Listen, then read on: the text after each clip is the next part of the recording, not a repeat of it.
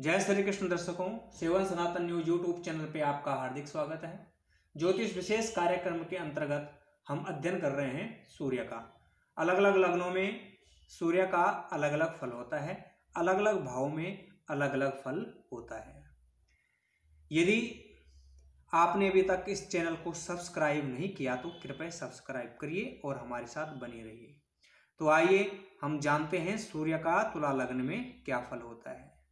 यदि आपकी कुंडली तुला लग्न की है या आपके परिवार में किसी भी सदस्य की तुला लग्न की कुंडली है तो आप कुंडली निकाल करके जान सकते हैं सूर्य आपके लिए कैसे हैं और क्या फल देने वाले हैं।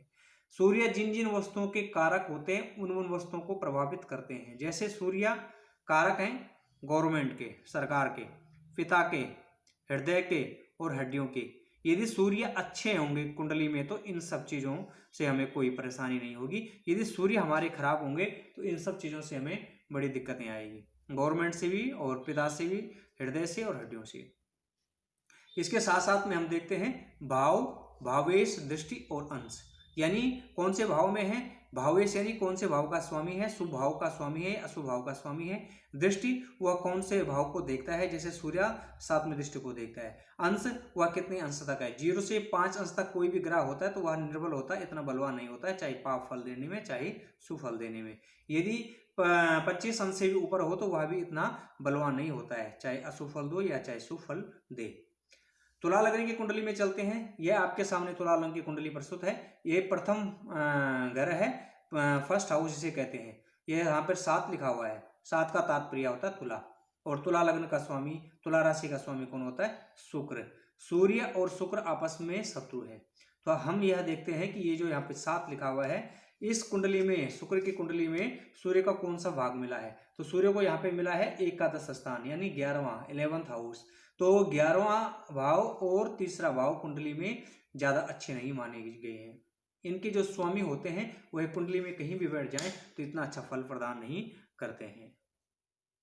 इसके साथ साथ में हम ऊंच राशि, नीच राशि का भी विचार करते हैं। आइए जानते हैं। सूर्य ये प्रथम भाव में ही यहाँ पे तुला लग्न का है। तो यदि ये एकादश भाव का स्वामी सूर्य यह लग्न में हो जाए और वो भी किसके, नीच के, तो ये सूर्य किन किन के कारक हैं, सरकार के, पिता के, हृदय, हड्डियों के। इन चीजों से परेशानी उत्पन्न होगी। जैसे गवर्नमेंट से, राजनीति में व्यक्ति जाएगा लेकिन सफल नहीं हो पाता है, कई बार असफलता देखनी पड़ती है, बहुत संघर्ष के बाद वह राजनीति में चमकता है। सरकार से इतना फायदा नहीं हो पाता है, पिता से भी कुछ अनबन रहेगी और व्यक्तियों से थोड़ा सा जोड़ों में, बढ़ती उम्र के साथ जोड़ों में, हड्डियों में दर्द प्रारंभ हो जाएगा। यहाँ पर सूर्य व्यक्ति को जिद्दी प्रकृति के बनाते हैं और व्यक्ति गवर्नमेंट से संबंधित फायदा नहीं उठा पाता है।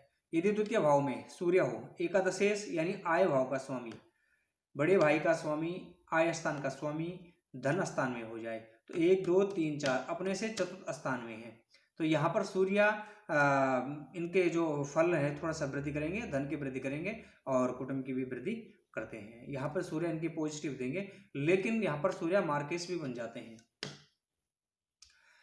मार्केस बन जाते हैं। इस कारण से सूर्य की दशाई, अंतर दशाई में धन का नुकसान हो जाएगा। अचानक परिवार से व्यक्ति दूर चले जाएगा किसी न किसी कारण से, चाहे वह धन के लिए या चाहे किसी भी कारण से हो जाए, वह परिवार से दूर जाता है। यदि एकादश भाव का स्वामी तृतीय भाव में या पराक्रम भाव में है, आय स्थान का स्वामी पराक्रम भाव में चला गया है, तो क्या व्यक्ति जो पराक्रम के द्वारा खूब मेहनत करेगा और उसके बाद वह धन प्राप्त करेगा, जबकि धन प्राप्त करने में उसे काफी दिक्कतें होगी। कहने का तात्पर्य यह है कि काफी संघर्ष के बाद उसे धन प्राप्त होगा। छोटे भाई का योग उसका बनता है और छोटे भाई से बनेगी भी अच्छी। यदि एकादश भाव का स्वामी या चतुर्थ स्थान में चले जाए, शनि के घर में चले जाए, तो यह भूमि से संबंधित नुकसान करेगा, वाहन से संबंधित नुकसान करेगा, दशा अंतर दशा में यह इन सब चीजों से नुकसान करेगा। और यहाँ से सप्तम दृष्टि देखता है पिता के घर में, कार्य के घर में, तो व्यापार में हानि करेगा और साथ साथ में गवर्नमेंट से संबंधित लाभ भी दिलाएगा।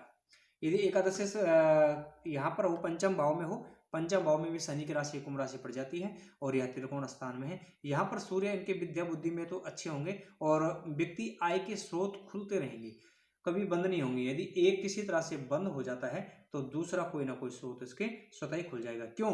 क्योंकि यहाँ से सप्तम दृष्टि यहाँ पर देख रहा है, अपने घर में देख रहा है, तो अपने घर के कोई भी ग्रह कभी नुकसान नहीं करता है। बड़े भाइयों से मदद मिलेगी। एक बेटा हो होगा, लेकिन वह बड़ा शूरवीर होगा। जो प्रथम पुत्र होता है वह अच्छा होता है। यदि एकादशेष का स्वामी छठे घर में हो जाए, छठे घर में रोग स्थान में, रिपो स्थान में और ऋण स्थान में, ये सब चीज़ों से हानि कराएगा। रोग से हानि कराएगा, शत्रुओं से हानि कराएगा, लड़ाई झगड़े में व्यक्ति ज़्यादातर फंसा रहेगा, कोर्ट कचहरी में उसके पैसा बर्बाद हो जाएगा। कब? जब सूर्य की अंतर्दशा आएगी या प्रति अंतर्दशा या महादशा। इन सब चीज़ों को देखते हुए विचार करना चाहिए।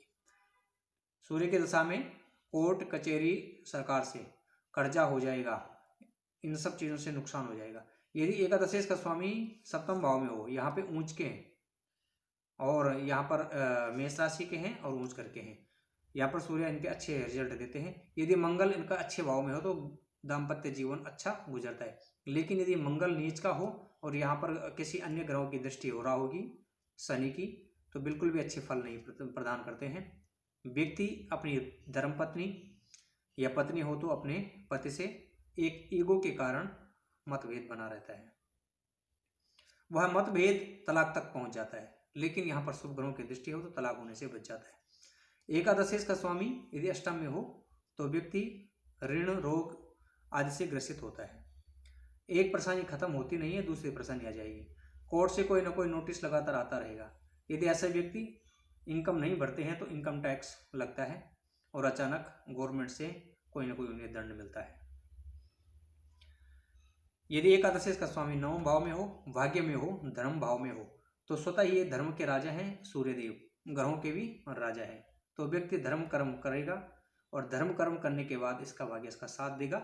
तो ऐसे व्यक्तियों को सलाह देनी चाहिए। एकादशेष सूर्य हैं और वो आपके धर्म भाव में है, एकादश भाव में माफ कीजिएगा नवम भाव में है, तो वह व्यक्ति धर्म कर्म करने वाला होगा और धर्म कर्म करना भी चाहिए। हालांकि ये कभी कभी धर्म के प्रति बहुत तर्क और वितर्क भी करेगा कि ऐसा क्यों, किस लिए नहीं हो, तो अपने को कभी कभी महाज्ञानी भी समझने लगता है यह इनकी भूल है।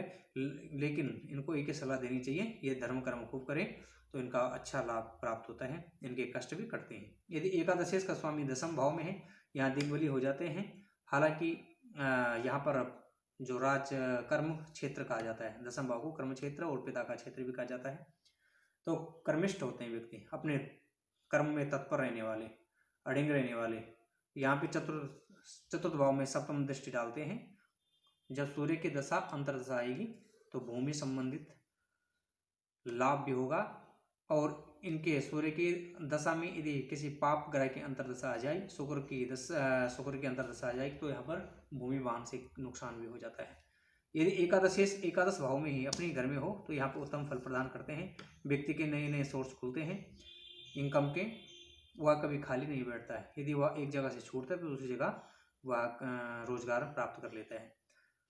बड़ी भाई से लाभ प्राप्त होता है और यहाँ पर व्यक्ति काफ़ी घर से दूर भी चले जाता है और पैसे कमाने करने का तात्पर्य अच्छा पैसा कमाता है। यदि एकादशेष द्वादश भाव में हो जाए तो क्या व्यक्ति जितने भी कमाता है उससे ज़्यादा खर्च कर लेता है और अत्यधिक खर्च के कारण वह दुखी हो जाता है। पिता से मतभेद हो जाता है। व्यक्ति के नेत्र आई साइट कमजोर हो जाती है और कुछ न कुछ तकलीफ नेत्रों से या सर्दी से संबंधित इसकी बनी रहती है। तो दर्शकों, यह था सूर्य का तुला लग्न में अलग अलग भाव में इनका अलग अलग फल।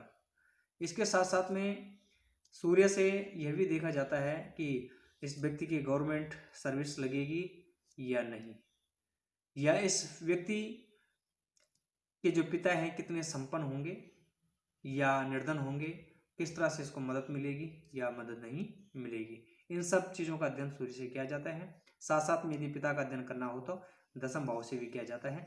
जैसे इस कुंडली में आप दशम स्थान में सूर्य बैठा हुआ है और 10वें कौन है? चंद्रमा। 4 अंक है, 4 अंक का स्वामी होता है चंद्रमा, कर्क राशि का। तो चंद्रमा यदि इनका अच्छा होता है तो पिता से संबंधित इसे फायदा मिलेगा, हालांकि मतभेद भी बने रहेंगे। तो आज के लिए फिलहाल इतना ही। यदि आपको यह वीडियो अच्छी लगी तो कृपया कमेंट बॉक्स में ज़रूर लिखिए। इस वीडियो को लाइक करिए, सब्सक्राइब करिए और हम आगे बात चर्चा करेंगे वृश्चिक लग्न में सूर्य का क्या फल होता है। तब तक के लिए जय श्री कृष्ण।